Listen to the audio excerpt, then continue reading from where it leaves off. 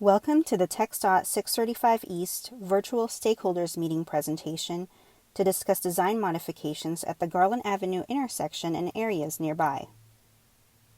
You're viewing this presentation because you've likely been contacted by mail by the Texas Department of Transportation inviting you to view this video and to submit your comments or questions about the proposed design changes at Garland. These design changes are part of an even larger construction project known as 635 East, which will perform roadway improvements on an 11-mile section of Interstate 635 in Dallas County. Directions on how to submit your comments will be discussed at the end of this video and listed on our website. The deadline to submit all comments is Friday, May 15th. Let's begin the presentation with a brief project overview before getting into the specifics of the Garland Avenue design changes. The project's 11 miles starts to the east of U.S. Highway 75 all the way to I-30. Construction will also include about 2 miles along Interstate 30 to reconstruct the 635 and 30 direct connectors.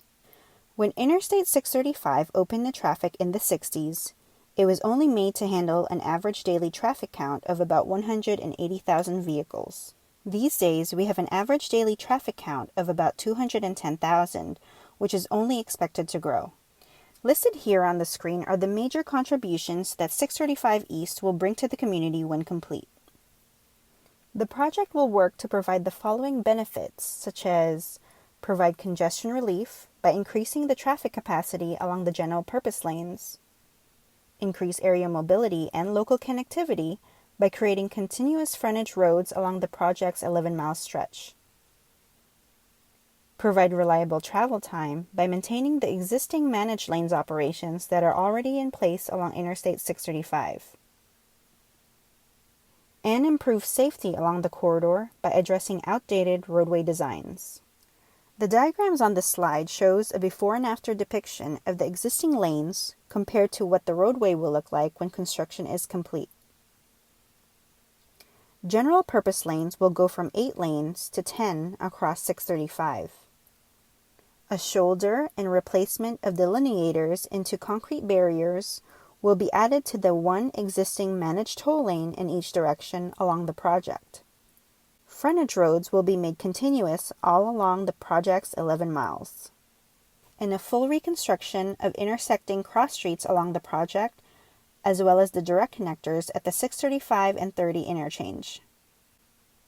Here you'll see a makeup of the 635 East core project team, starting off with TxDOT, who owns and manages the project, and Pegasus Link Constructors, the project's design-build contractor, which is a joint venture between Fluor and Balfour Beatty. The project will cost $1.7 billion to build, using the design-build method, which reduces construction time as the design and build processes required for the project are happening simultaneously. TxDOT executed its contract with PLC in August 2019, kicking off the project's design process shortly after in September 2019, after TxDOT gave PLC its Notice to Proceed, or NTP-1. NTP-2 was issued in January of this year, which allowed PLC to take over maintenance of the project limits lasting the project duration. Currently, we are here on the project schedule. Utility relocations and major construction work will begin in the late spring months and early summer.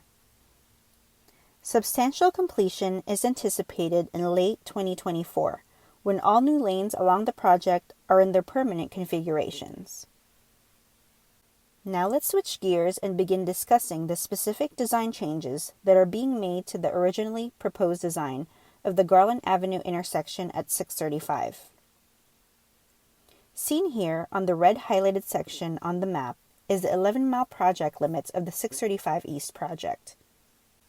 The design modifications encompasses this area in the blue box, just west of Garland Avenue to east of Shallow Road. Here we have a side-by-side comparison of the same intersection between the originally proposed schematic and the plans of the proposed changes to that design. Major changes that will be made to the original design include the proposed eastbound and westbound frontage roads being made to be on new elevated structures at Garland, as well as the Kansas City Southern Rail line that runs parallel of that underpass. Garland and Shiloh being maintained at the same elevation. Added loop ramps. New locations of U-turns, as well as exit and entrance ramps. And the removal of this connection, referred to as a jug handle due to its shape in the original design. We'll go over all these changes in detail in the next few slides. Here we have a more realistic depiction of the area, if we decided to go with the original schematic to build the new roadway. In the original design, you can see that this jug handle connection is what drivers would use to get to and from the westbound frontage road from Shiloh Road. The original design also has both the Northwest Highway exit and Garland Avenue entrance ramps to and from the eastbound 635 main lanes, built in this overlapping braided configuration. Both eastbound and westbound frontage roads would depress below the KCS rail and form an at-grade intersection at Garland Avenue. The KCS rail line would be elevated on a structure above the frontage roads. And although it's not too noticeable on this flyover photo, in the original design, Shiloh Road and Garland Avenue would be built significantly lower than the existing elevation crossing below I-635 and approaching the intersection. Still on the original design, this is a closer look at how the underpass structure would look like at the KCS rail line along Garland. All these design details from the original schematic, including this underpass design at the frontage road, will no longer be used to build Garland Avenue and its surrounding areas as part of the 635 East project. Now let's go into what designs will actually be used to build the roadway. The frontage roads at Garland Avenue and the KCS rail line will now be built at the same elevation as the new 635 main lanes, which means they will actually go over both the Garland intersection and the rail line itself, the complete opposite of what was proposed in the original design. These new loop ramps will help get drivers to and from Garland Avenue from the 635 East main lanes. For example, in order to get from Garland Avenue onto the eastbound frontage road, you would have to take this loop ramp on the south side of 635. Similarly, this loop ramp on the north side of 635 will help drivers access Garland Avenue from the westbound frontage road.